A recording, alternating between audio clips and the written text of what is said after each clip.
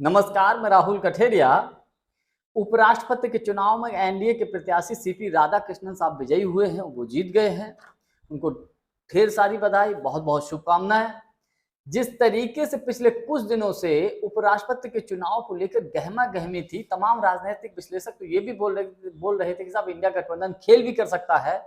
इसको लेकर मोदी जी और अमित शाह जी इतने घबरा गए कि खुद ही फील्डिंग में उतर आए। और मोदी जी जब अपने सांसदों को जब वो कुछ सिखाया जा रहा था तो पीछे वाली सीट पर बेंच पर बैठे हुए थे।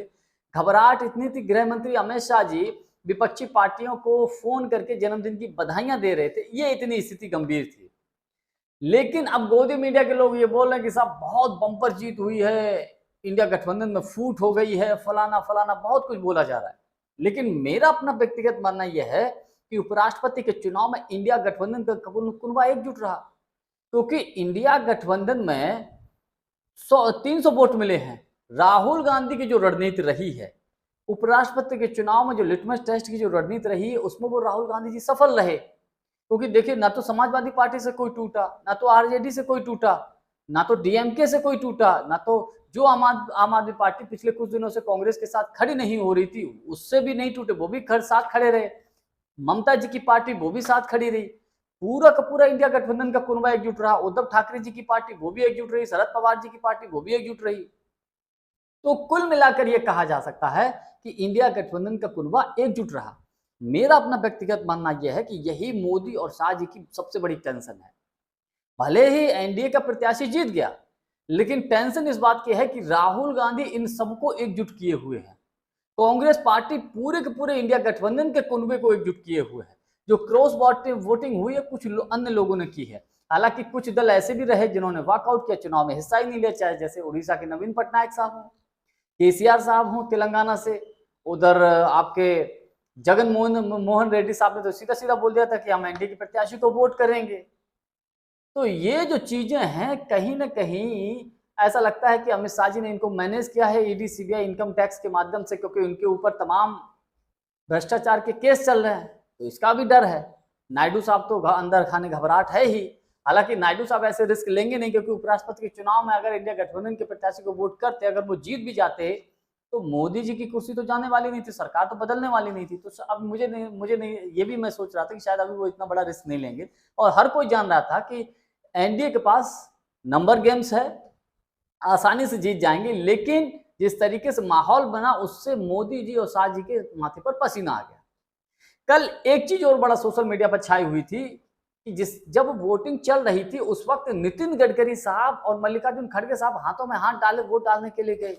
इस फोटो ने तो हड़कंप मचा दिया, और इस फोटो ने दूरगामी की भविष्य की राजनीति की तरफ इशारा कर दिया कि भैया भविष्य में बिहार का विधानसभा के चुनाव पर सब कुछ टिका हुआ।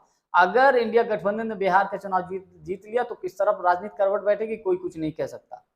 अच्छा, चुनाव आयोग के ऊपर तमाम लोग कमेंट्स कस रहे थे। ये कस रहे थे कि जब उपराष्ट्रपति का चुनाव हो रहा था तब तमाम महिला सांसद फोटो वोट जब डालने गई तो उनके फोटोज और जो वीडियोज हैं सोशल मीडिया पर वायरल हो रहे थे।